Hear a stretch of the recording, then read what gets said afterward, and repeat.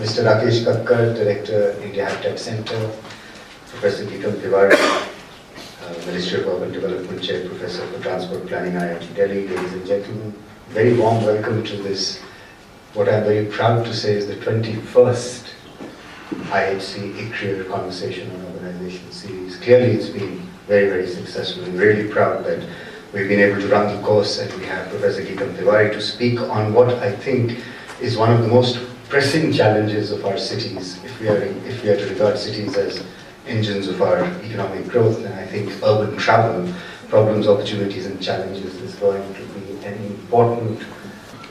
Thank you, Dr. Kaduria, and also Rakesh for inviting me here.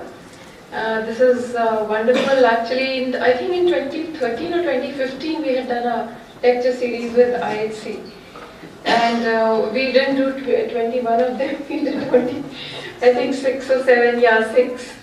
But this is a wonderful opportunity, and I want to start with this.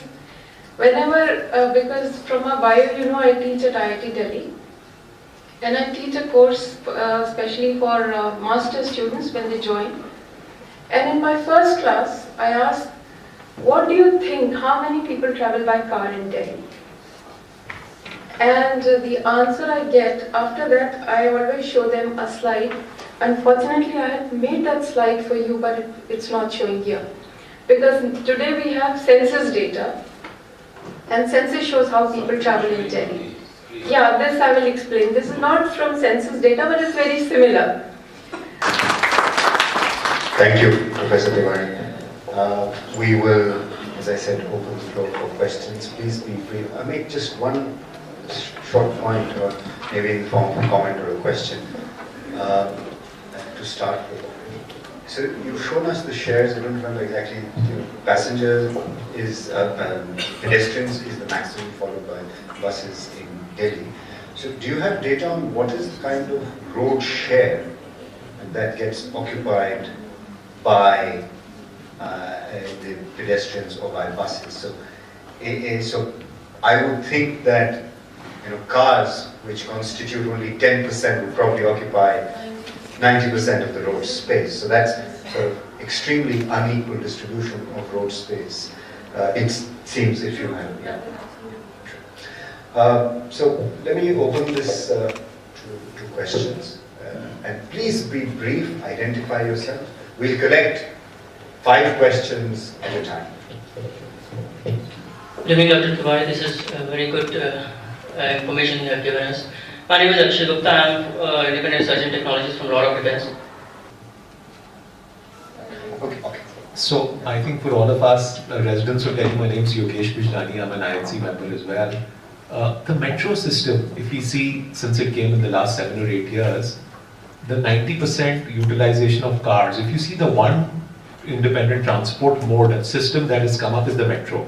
It connects up. The unfortunate piece was it was a star model. You had Connaught Place and you had star routes going in all directions. This is Andrea Call from Ministry of Finance. Coming back to car congestion, ma'am, I just wanted to know if we impose congestion pricing, so would that help in solving the car malaise? Some insights from you, ma'am. Hi, ma'am. So I'll be very brief. My question is regarding the buses. And you're saying that due to the decreasing fleet size, the bus ridership is also decreasing. So do you think on-demand bus service is the solution for us? Can we look at private players like the shuttle bus service as a solution for the city? Yes, I'm thankful to the gentleman who said discourage the use of cars. He mentioned the case of Singapore. I've driven in that city and I know how effective it has been. I'm kind of since 1970s. I'll give you 2 more examples. New York, Wall Street, people who come, whether they are stock market employees or whoever, they are getting millions of dollars, but most of them come by subway because parking is not possible. They have to spend more time, and when they come after driving 2 hours, they are exhausted. They come fresh when they come to metro. And the third example is of London. I remember in the 70s, just to discourage the use of cars, they had a slogan, because theatres are very popular there. Going to theatre, use the bus. Next line was take a bus and go to theatre. Perhaps you could emphasize with the authorities, please make the public transport, including metro, more and more. So, I would like to start with this health issue because we didn't talk about it earlier. I think health and transport is really a very strong linkage, and we should use this linkage to do many things that we would like to do. As you see, transport today, if you see policy documents, people talk about electric vehicles, it's supposed to be green. Even metro is supposed to be green because it does not have tailpipe emissions. So, interesting thing about health and transport which has come out is two. One is that there is very interesting time series data which colleagues from London School of Hygiene and Tropical Medicine have put together, and they show that there is a very strong linkage with motorization of a country and obesity, or what they call body mass index increase in that country. First of all, thank you, Geetam, for that very interesting conversation that we had. And of course, thanks to the audience for their more than active participation and interjections, which added to the flavor of the discussion.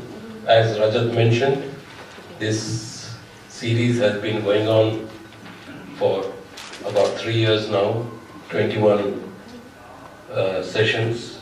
So we do this every 2 months.